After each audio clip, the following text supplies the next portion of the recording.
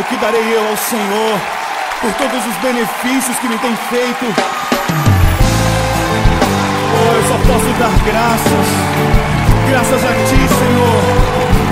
Graças a Ti, Senhor.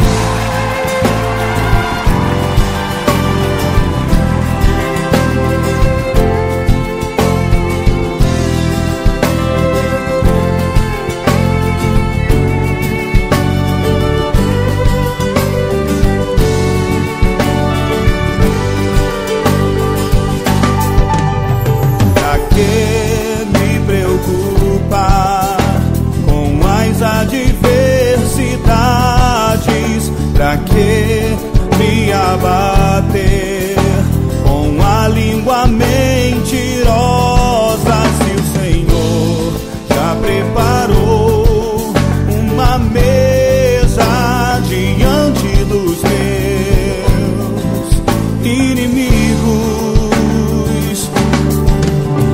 Não posso recuar e abandonar meus sonhos. A cura sempre será maior do que as feridas. Vou deixar o que passou, pois eu creio que Deus tem pra mim sempre o melhor. Pra que me afligir com o futuro e a ansiedade deixar dominar a minha alma, se eu tenho a promessa que diz que o Senhor abençoará a obra das minhas mãos?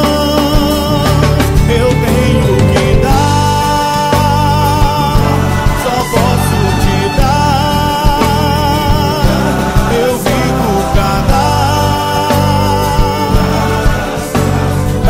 Senhor.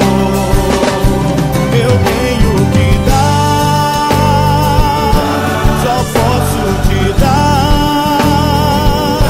Eu vivo pra dar graças a Ti, Senhor. O Senhor não se agrada dos que retrocedem, por isso eu sigo para o alvo. Eu não ando por vista, eu ando pela fé no Filho de Deus. Oh, aleluia! Pra que me afligir com o futuro e a ansiedade deixar